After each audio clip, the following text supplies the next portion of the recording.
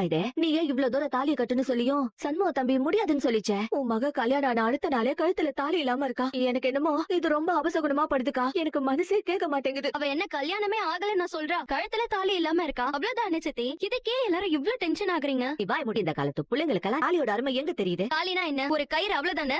அதுக்கு போய் அருமை மகிமை என்னென்னமோ பேசிட்டு இருக்கீங்க. பாத்தியா கைவல எப்படி பேசுறானே. நாளை பின்ன கல்யாணம் ஆச்சுன்னா இவ்வளவு இப்படிதான் தாலியை கழட்டி போட்டு திரிவா போல இருக்கு. ஐயோ அத்தை, இப்ப ஏன் இப்படி எல்லாம் பேசிட்டு இருக்கீங்க? கொஞ்ச நேரம் அமைதியா இருங்க. இவன் எப்படி பேசுறான்னு நீ பார்த்தலதானா? ஐயோ அத்தை, தயவு செஞ்சு நான் சொல்றதை கேளுங்க. கொஞ்ச நேரம் அமைதியா இருங்க. அவர் ஒன்னும் சௌந்தர்யாவை பாதியிலே விட்டுட்டு எல்லாம் போக மாட்டாரு. நீங்க தேவையில்லாம எதையும் நினைச்சு கவலைப்படாதீங்க. சொல்ற வேலை எல்லாம் வச்சுக்காத. ஆமா சொல்லிட்டேன். இப்ப நான் கூப்பிட்டேன்ல, அப்பயே கண்ண திறந்து பாத்துருக்கலாம்ல. ஏன் கூப்பிட்டா நான் உன்னை திரும்பி பாக்கணுமா? என் பேர் ஒன்னும் ஏலாம் இல்ல. ஓஹோ, அப்ப சௌந்தர்யான கூப்பிட்டா பாப்பீங்க அப்படிதானே? சௌந்தர்யா ஒண்ணும் இல்ல, எனக்கும் வண்டி எல்லாம் ஓட்டி ஒரு மாதிரி டயர்டா இருக்கு. கொஞ்சம் அப்படி தள்ளி படுக்கிறீங்களா? நான் இங்க கொஞ்சம் படுத்துக்கிறேன். இது தள்ளி படுக்கணுமா? ஆமா, கட்டல தான் விளையாட இருக்குல்ல, நீ கொஞ்சம் அப்படி தள்ளி படு, நானும் படுத்துக்கிறேன். என்ன விளையாடுறியா? என் பக்கத்துல வந்து படுக்கிறேன்னு ரொம்ப அசால்ட்டா சொல்லிட்டு இருக்க. ஏமா பொண்டாட்டி பக்கத்துல புருஷன் படுக்காம வேற யார் படுப்பாமா?